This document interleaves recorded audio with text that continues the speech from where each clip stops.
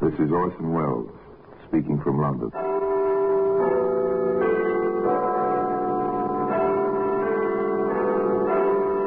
The Black Museum.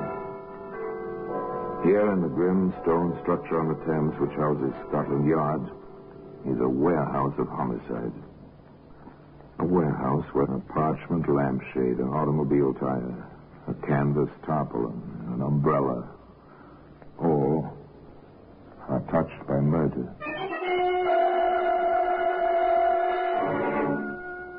And here's a dictionary. It's a familiar object. French into English, English into French. Every high school student knows what these books are like.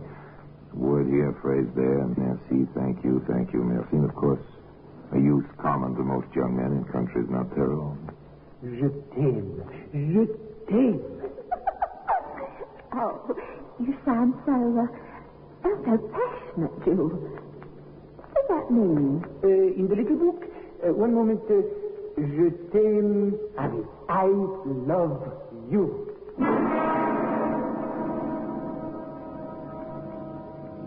Well, today the dictionary can be seen in the Black Museum.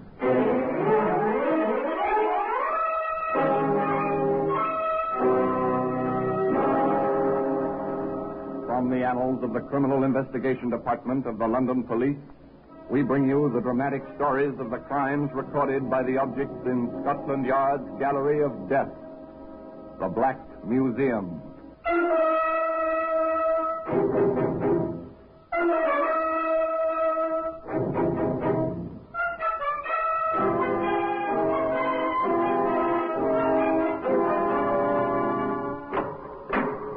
Here we are in the Black Museum. Scotland Yard Museum of Murder. Not a very pleasant place, but it's interesting. Yes, here lies death. The people who conceived this place must have wished to raise a memorial to death. And here, collected under one roof, are the mementos of murders from over 100 years. These are darts, a feathered dart, made for pleasure, for laughter and friendly tavern. This tiny metal tip was dipped in cyanide. A twist of a wrist, flick of an elbow. The dartboard missed. Suspected it was scratched. It was an accident. An accident? No, it was murder. Here we are, the dictionary. You want the English for a French word? Here it is, or the French for a word in English. It's here also. Nice idea. All in one book. Great convenience. Particularly for Jules Gamache, who had a bit of trouble expressing himself to Betty Brown on the beach in southern France. One warm and sunny afternoon. Je t'aime. Je t'aime. Oh, you sound so passionate, Jules. What does that mean? In the little book, one moment, je t'aime, oui, I love you. Right, Jules. And me, a married woman? It was. Love out of the dictionary in the summer in southern France. Of course, this was in 1923. That date's important simply because radio and broadcasting were just beginning. And Jules Gamache was something of an electrical engineer. In fact, he was the only man in the little French seaside town who was able to bring music out of the air. Luc Gallen, how you say in anglais? De Cat's Whisker. So. Maintenant, ma chérie, écoutez. Oh, Jules. Well, there really is music in these funny rubber earmuffs. Huh? Why, Jules, well, you are bright, aren't you? I love you. I must have you now, today. Parbleu, always. Oh, Jules. A clever Frenchman who knew his way about with women. An Englishwoman vacationing in France. Why was she there? Oh, Jules, if I were a better manager, if we'd be better to be in, I'd never have had the breakdown. I'd never have come to France, and I'd never have met you and your wireless threat. Oh, so that was it. But all such items come to an end someday. And summer comes to an end. At least that's the correct calculation. That's the way Betty calculated. Without thinking of her, Jules. Jules? Oui, ma chérie? I have to go home. Oui. Je viens. I come also. Oh, Jules, that's impossible. the usual sighs and protestations, of course. It was just a brief interlude. Betty was a trifle saddened to let it go. After all, when a woman is crowding 40... She went home anyway to Sussex, to the Binnacle Inn, to security of sorts, and to her husband, Al. Business hasn't been too bad while you were away, Bessie. All the rooms were let this week, and the bar trade was fine. I dare say you did all right by the bar. The landlord's got to be social, girl. Otherwise his customers go somewhere else. There's a difference, Alf, between social and drunk. Yeah, now, none of that. I take a drop now and then, but I don't get drunk. Well, another customer. Business is picking up, and on the hotel side at that. Oh. How can I help you, sir? I have, one moment, please. I will find the word. Oui, I have come to stay. What do you know? A froggy. Pleased to have you, monsieur. And may I ask how you found us? Well, that is... Monsieur Brown, the merveilleuse Madame Brown is the recommendation for your so select hotel. Is it not so that we have met in Provence, Madame?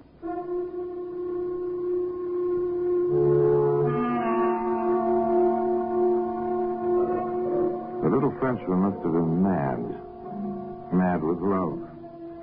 Or just a little touched in the head. In any case, he'd come just as he said, stay. As he explained it to Al Brown. I am, an inventor. I have much great ideas. Yes, sure, Gamma, sure. But do you make any money? To make money? Je ne comprends pas. Money, shillings, francs. Oui, beaucoup d'argent. Oh, right now I wait from Canada. Much money. And what do you invent to get all this beaucoup money? The wireless. I am in the wireless, very much interest. Well, monsieur, if you can get music out of the air, maybe you can get some money out of the same place to pay what you owe us. Huh? You've been here a month now, and we haven't seen a shilling on your board bill. Board bill? Comment? There was another conversation shortly thereafter on the same subject, if not exactly on the same polite level. Look, Bessie, he's your friend. We've got to have some money. How can I ask him for money, even if he is our friend? Yours, not mine. He doesn't take walks with me every afternoon. Alf Brown, are you suggesting? I'm not suggesting, dearie. I'm telling you. Get some money out of him or out he goes. You're supposed to be the business head in this family. All right. Tend to business here. Well, you never talked to me like this before. It was the first time for everything, they say. For the first time, Al was in the driver's seat, and he knew it. So did Betty know it. On one of their afternoon walks, she said as much to Jules. Jules? Oui, ma chérie? I suspect. He will do nothing, jamais. He's after me Huh? to get money from you. What are you laughing at? I'm telling you, his Alf will be real nasty. And he throws both out. And you without a penny. Well, it's not funny. He holds the whip hand. Don't you understand? Oui, one moment. Oh, Jules. Not that little book again. Oui, certainement, le petit livre. Ici, I have it. Like an Englishman, so... one may steal his wife, but not owe to him money.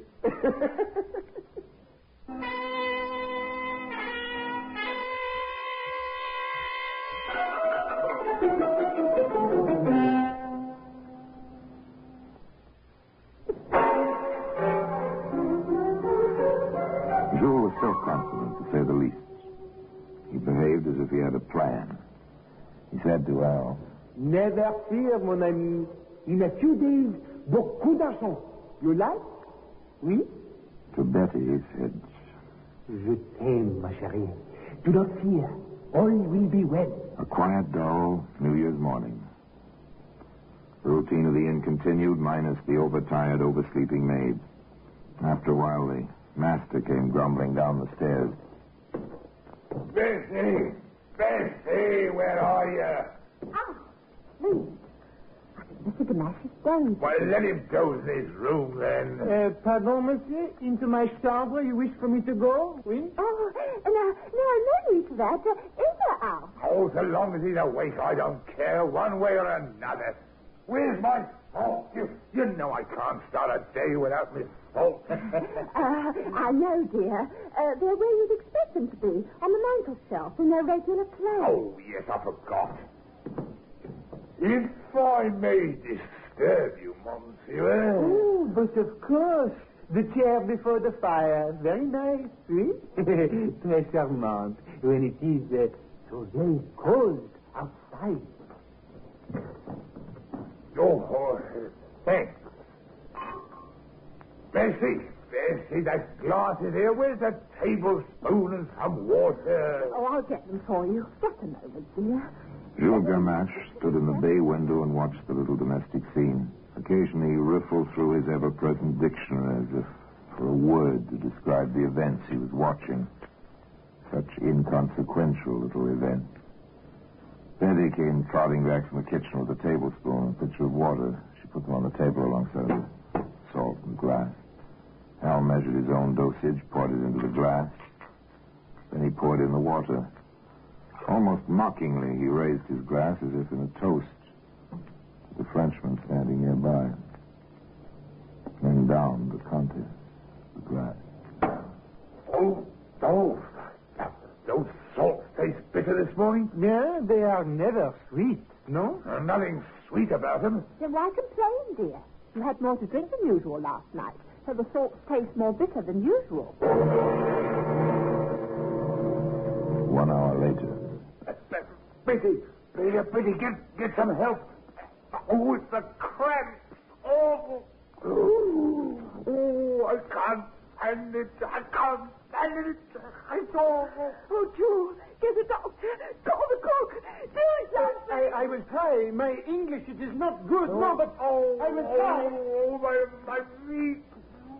feet, they ache. Oh, they're driving me crazy. The pain, and the itching. Oh. Shortly thereafter, Alfie Brown was quite dead.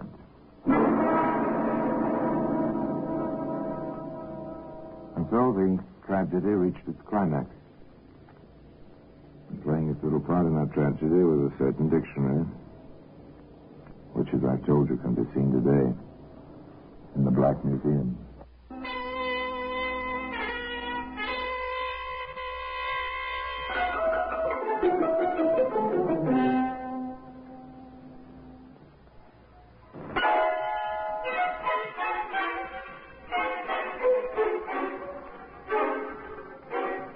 Dr. Westcott, the local physician, was called at once, but far too late. Alf Brown was past help. The doctor listened gravely to the story as Betty told it to him, while Jules stood by, the very picture of solicitude.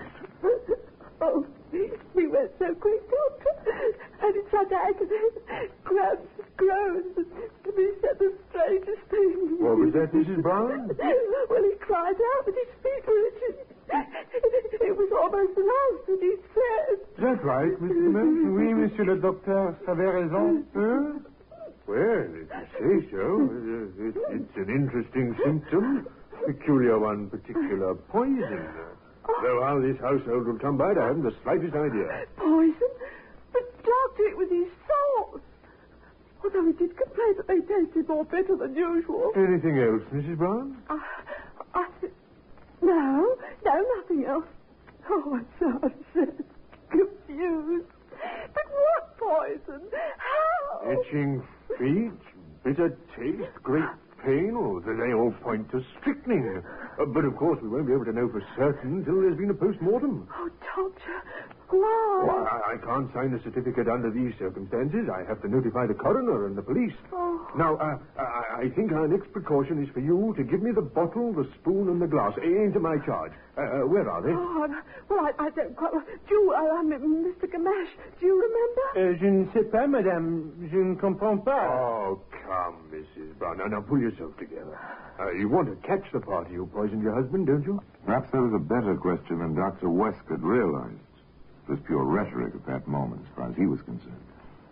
Of course, the widow wanted to catch the murderer. Still took a bit of concentrated prodding of Betty's memory until she said, I know now, Doctor. I put them in the drawer of the kitchen table when I left poor Alfie for a moment to fetch some tea and soda. I thought it might help. They found the bottle and the glass and the spoon in the kitchen table drawer. The doctor looked at them closely. Someone's washed these thoroughly. There are still traces of water in the bottle and the glass. Mrs. Brown, I'm going to the police at once. And Dr. Westcott went to the local police. The local police went to Scotland Yard. Betty Brown went to Jules Gamache. You did it, Jules. I don't know how, but you did it. Ma chérie, ma foi, impossible. You did. You killed Alfred, and you stayed right there and watched him die. Betty, you are most... how is it? Oui, you are most hysterical. You know I do not kill your Alfie. You must know this. I know. I feel it in my bones. You killed him. Go away, Jules. Go away. I never want to see you again as long as I live.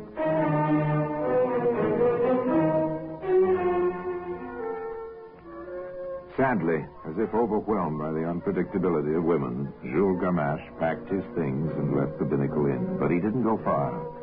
Just to the next village and the next inn. There he waited and watched. Waited to hear from his beloved, now widowed, his Betty. Waited for developments in the case which the coroner's jury had labeled death at the hands of person or persons unknown. The developments were not long in coming. My name is West, Mrs. Brown, Inspector West, Scotland Yard. My credentials. Yes, sir. I have a few questions, particularly concerning the disposal of the poison. I'll try to answer them, Inspector. Do you know who washed out the bottle and glass? No, I'm afraid I don't. I left them in the kitchen. We were all so upset by poor Alfie's suffering. We were rather hysterical, I'm afraid. I understand. No idea on that. I see. Tell me, Mrs. Brown, have you ever used any kind of weed killer in the garden of this inn? No, sir. Not that I know of. Poison for rodents, rats, mice, and so on? No, sir. We've never been troubled by such. Have you any idea who might have wanted to kill your husband, Mrs. Brown? No, I haven't. Thank you very much, Mrs. Brown. If I could... The inspector left the front of the house, so to speak, and visited below stairs. He had a nice talk with the cook over a cup of tea. Mrs. Davis, did you wash out the salts bottle? No, why should I? I've got enough work. And that was New Year's Day. The maid didn't come in. I had to clean up, too. Pity, not much of a New Year in this house. Did you notice the bottle at all? Well, I remember saying to Mrs. Brown that there wasn't much more than a tablespoon left in it. And perhaps you better order another bottle in case Mr. Brown was getting mad if he had none. Now, this is important, Mrs. Davis. Can you place anyone at all, in this kitchen between the time Mrs. Brown brought the bottle in here and the time Dr. Westcott took it away? No one but the Frenchman, sir. Mr. Gamache. I seem to remember, sir. I wouldn't want to get him in no trouble unless he deserved it. But he did come in here and jabber at me. And then he used his little book. Little book? He's got a dictionary. Looks up the French and finds the English. Right comical he is sometimes. I see. Then he looked in his dictionary. And he said bottle. He said something else. I didn't pay much attention. I just pointed at the kitchen drawer. Did he take the bottle out of the drawer? I wouldn't know, sir. For all I know, he just wanted to be sure it was in a safe place. I heard him open and close the drawer, that was all. Then he went out. Did he have a chance to put it back? Lots of chances. I was that busy running in and out. That's too bad. Oh, excellent tea, Mr. Davis. The inspector was never a man to accept loose ends. He ran all his leads to earth. This is the approach which brought him finally to where Jules Gamache was staying. Do you accuse me, Inspector? Merely asking routine questions, Mr. Gamache. Did you have any reason to dislike or resent Mr. Brown? None. No, but of course not. Have you ever had any strychnine in your possession? No, but pourquoi? Why should I? I can't say, sir. I can only try to fill in the blank spaces. Someone, you see, gave Mr. Brown the opportunity to poison himself. That kind of gift is murder, Mr. Gamesh. Naturellement. I'm afraid I must ask you to remain in England, sir, until the case is closed. But for me, this will be a pleasure. I assure you, Inspector, I wish to see vengeance on this murderer. I loved Mr. Brown almost as a brother.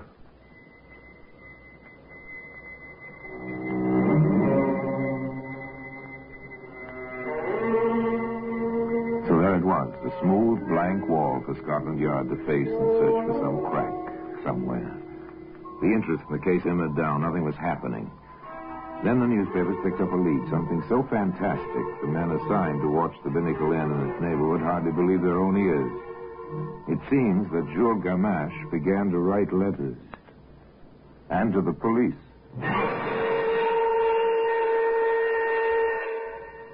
There is one suspect who had not been questioned. A man long subject to Alfred Brown's whims and tempers.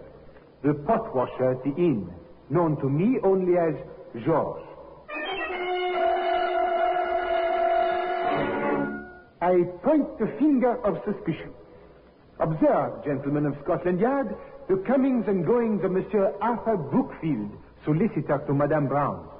This man is in and out of her residence at all hours. Certainly not all of this can be on business.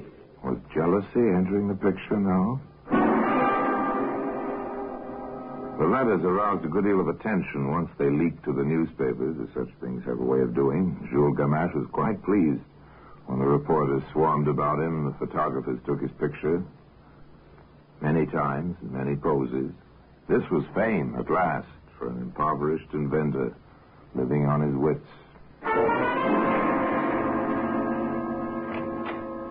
Come in, sir. You asked to see me on the Brown case. Yes, sir. My name is Scott, sir. I'm the owner of a chemist's shop in Woking. Not too far from the Binnacle Inn, is it? Just far enough to miss some of the news, but this morning I saw this newspaper. Ah, yes, our French friend. Do you know him? He was a customer of mine a few weeks back, just before Christmas. Go on, Mr. Scott. He asked for strychnine. Oh, what excuse did he give? Oh, something about experiments in the wireless. He kept consulting a small English-French dictionary to express himself. The wireless, yes, that's the new excuse. Although why they should think the wireless operations entail the use of poisons is beyond me. Did you sell him any? I did. I made him sign the poison book. The name he used was Hatch. Mr. Scott, do you think you can identify this man among a dozen others?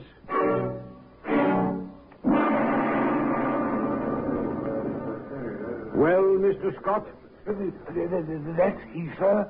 The short fellow with the bright black eyes. Thank you, mister. Monsieur le chemiste.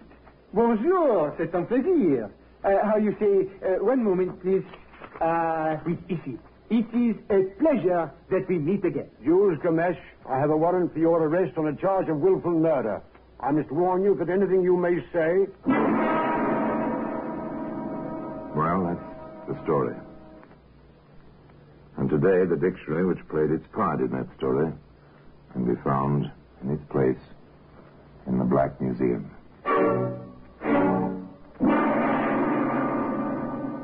Orson Welles will be back with you in just a moment. Truly a strange, impassioned little man, that Jules Gamache. He's half crazy, half sane. You wonder about him.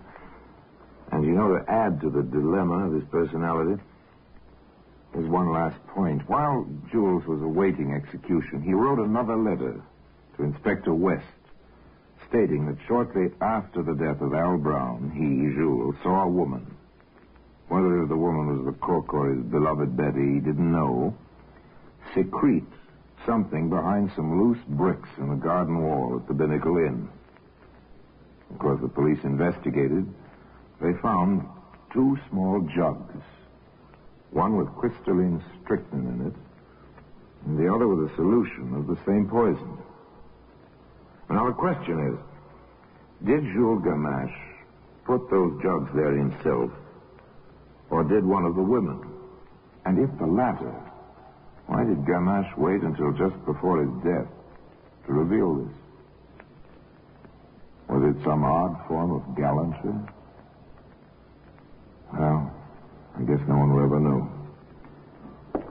And now until next time, till we meet in the same place and I tell you another story about the Black Museum, I remain, as always, obediently yours.